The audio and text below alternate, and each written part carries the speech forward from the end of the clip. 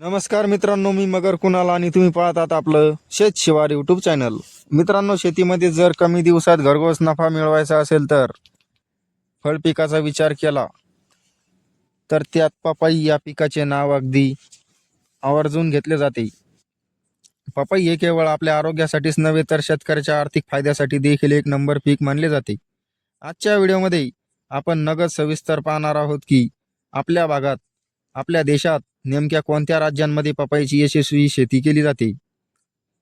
आपला भारत देश फळ उत्पन्न जगात ॲग्रोसर आहे आणि पपई पिकाची व्याप्ती आपल्या देशात किती मोठी आहे याची संपूर्ण यादी आज आपण पाहणार आहोत व्हिडिओमध्ये. व्हिडिओ शेवटपर्यंत नक्की पहा.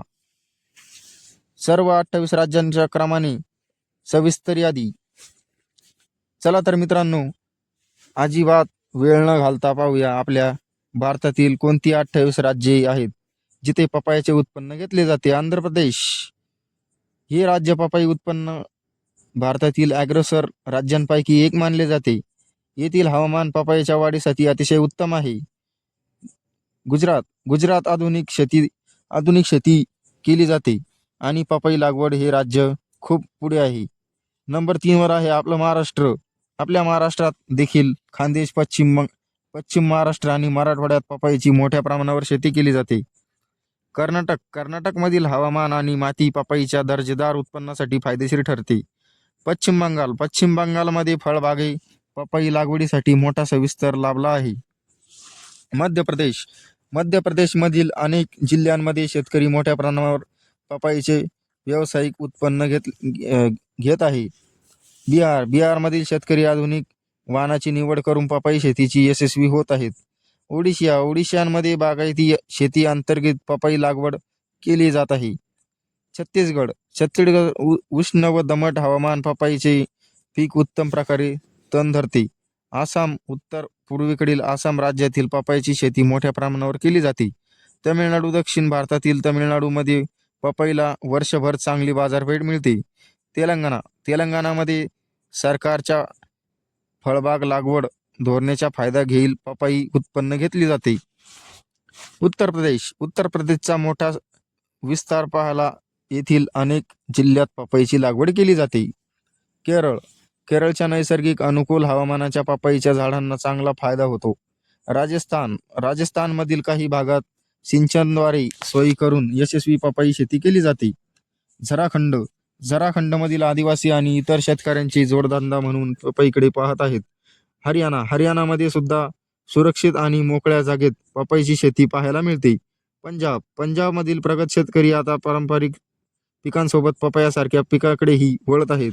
हिमाचल प्रदेश डोंगराळ भागात जिथे अनुकूल वातावरण मिळते तिथे पपईची लागवड केली जाते. उत्तराखंड काही सपाट आणि उष्ण भागांमधील पपईचे उत्पन्न घेणारे जात आहेत. गोव्याच्या किनारपट्टी भागात स्थानिक मागणीसाठी पपई शेती केली जाते. त्रिपुरा राज्यातील फळबाग विकासात पपईचे पीक महत्त्वाची भूमिका बजावते. मेघालयातील कृषी वातावरणामुळे येथील पपईची वाढ जोमाने होते. मणिपूरमध्ये स्थानिक पातळीवर पपईची लागवड प्राधान्य दिले जाते.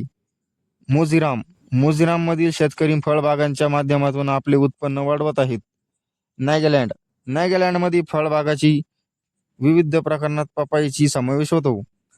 अरुणाचल प्रदेशमधील काही बागायती क्षेत्रामध्ये पपईचे उत्पन्न घेतले जाते. सिम्मिकमध्ये आधुनिक व नैसर्गिक पद्धतीने पपईची पीक घेत जाते.